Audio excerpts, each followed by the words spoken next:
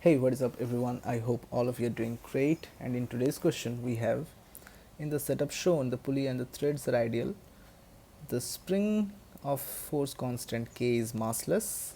Okay, the wheel has all its mass M uniformly distributed in its rim. So basically this wheel is nothing but a ring, acts as a ring, so I will be mr square. Fine. The harness used to connect the wheel axle with the spring and with the thread is massless, and the loads A and B are of masses M and 3m. Initially the harness is held motionless, keeping the spring relaxed and then released.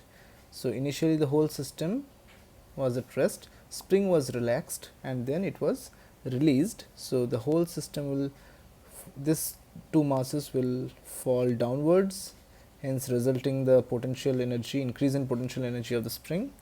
Okay, find the maximum tension developed in the thread connecting the loads. Okay, so the maximum tension will take place when the whole structure, whole of these two loads comes to their lowest point. So how is this possible? We'll find out in this question. Okay, so I have drawn the free body diagram of the whole assembly here.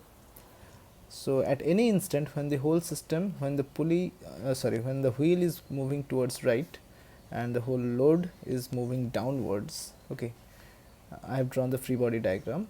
Here is the tension T1, friction F, spring has been stretched by an amount x, so it will apply a force of kx, acceleration A, angular acceleration alpha, the whole load will have an acceleration A downward. Okay, so there is pure rolling, so A can be written as r times alpha.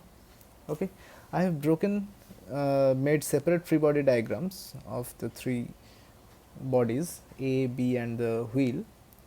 So for wheel, this is the free body diagram.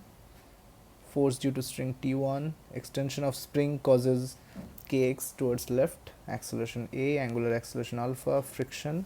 So for the wheel we can write two free body diagram, one for the linear acceleration, that is T1 minus kx minus f equals to mass times acceleration, and one would be the net torque equals I alpha. So I is mr square, as the whole mass is situated at the rim, A by r, so friction is ma. So putting the value of f in the first equation, we get T1 minus kx equals 2ma. So this will be our first working formula, working equation.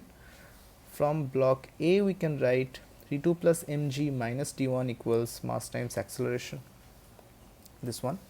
Similarly from block B we can write 3mg minus T2 equals 3m into A. Okay, so another equation we have.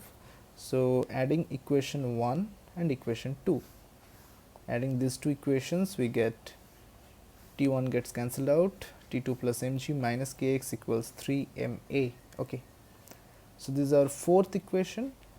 So we will use the third and the fourth.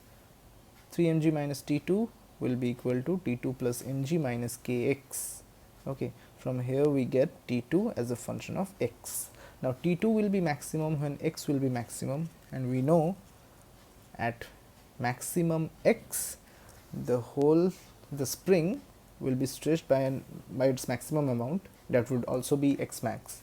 Okay, and that will happen when all the potential energy lost by the loads will be transferred as a spring potential energy. Okay, so for x equals x max, kinetic energy of both the loads will be 0, of the wheel will also be 0, and the whole energy is shifted to the spring. So half k x max square is the energy stored during maximum extension of the spring, that comes from the loss of potential energy or gravitational potential energy of these two masses. So both the masses lowers down by an amount x max, so total mass is 4m g x max. Okay, so x max is this one. Now we will just put the value of x max in this equation. So T2 equals, so maximum value of T2 equals mg plus k by 2 x max.